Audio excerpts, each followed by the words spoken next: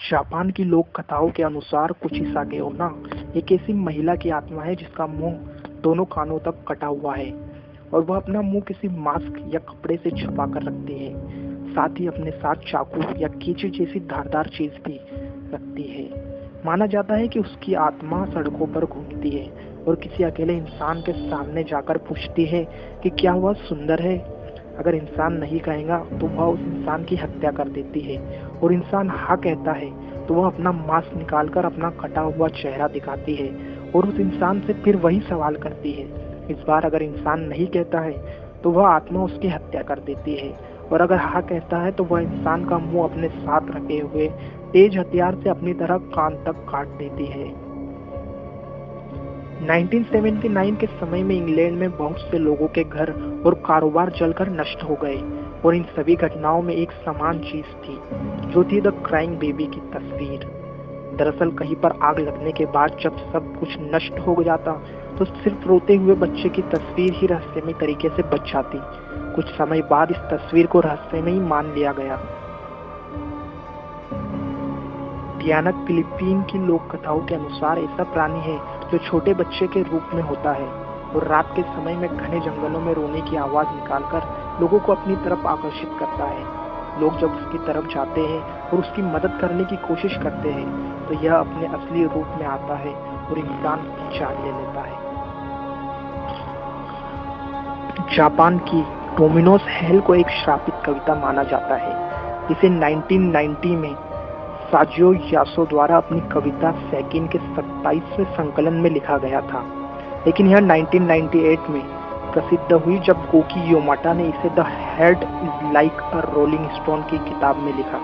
यह कविता डोमिनो नाम के एक व्यक्ति की है जो मरकर नरक में चला जाता है। माना जाता है कि इस कविता को मन में ही पढ़ना चाहिए क्योंकि इसे जोर से पढ़ने वालों की मृत्यु हो जाती है या उनके साथ कुछ बुरा होने लगता है। मंकी मैन दिल्ली का एक रहस्यमय काल्पनिक दानव है। इसे 2001 में देखे जाने का दावा किया जाता था। दावों के अनुसार इस सिर्फ रात में निकलता था और रात लोगों पर हमला करता था। इसे देखने वालों लोगों का कहना था कि यह 4 फुट लंबा शरीर, बालों से ढका हुआ, धातु से बने पंजे और हेलमेट, लाल चमकती आंखें और छाती पर 3 बटन थे। इस रहस्यमय दानव ने दिल्ली के बहुत से लोगों पर हमला किया जिसमें 2 लोगों की जान भी चली गई, लेकिन इसे कभी पकड़ा नहीं गया और इसकी चर्चाएं भी रहस्यमय तरीके से ही बंद हो गई। कनाडा में मौजूद फायरमाउंट नप स्प्रिंग होटल का कमरा नंबर 873 एक रहस्यमय कमरा है जिसे कि भूतिया माना जाता है। माना जाता है कि किसी समय में यहाँ एक परिवार इस कमरे में रहने आया था, लेकिन पति और अपनी पत्नी और अपनी बेटी की हत्या कर देता है। इसके बाद से इस कमरे में रहने वाले लोगों ने यहाँ रात को अजीबोगरीब आवाजें और छोटी लड़की के दिखाई देने की शिकायत की है। ऐसी बहुत सी शिकायतें आने के बाद होटल के इस कमरे के दरवाजे को चुनवाकर इसे हमेशा के लिए बंद कर दिया गया। आज भी अगर आप इस होटल के कमरों को देखेंगे तो आपको नंबर 873 नहीं दिखाई देगा, बल्कि 872 के बाद सीधे 874 दिखाई देगा। ओइजा बोर्ड, जो कि एक विशेष प्रकार का बोर्ड होता है जिससे कि आत्माओं को बुलाने और उनसे बात करने के लिए इस्तेमाल किया जाता है। यह बोर्ड जितना रहस्यमय और डरावना है उतना ही डरावना इसके नाम की उत्पत्ति भी है।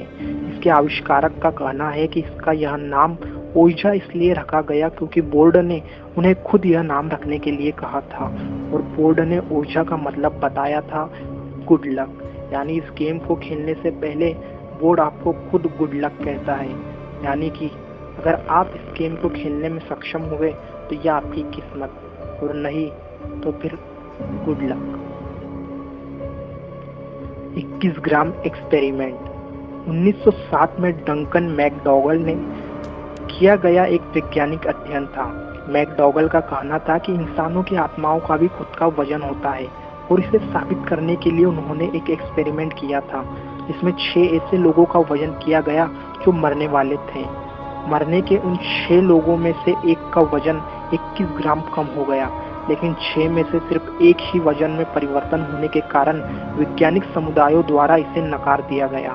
लेकिन उनकी यह धारणा कि इंसानों में आत्मा होती है और उसका वजन 21 ग्राम होता है यह लोगों के बीच आज तक प्रसिद्ध है।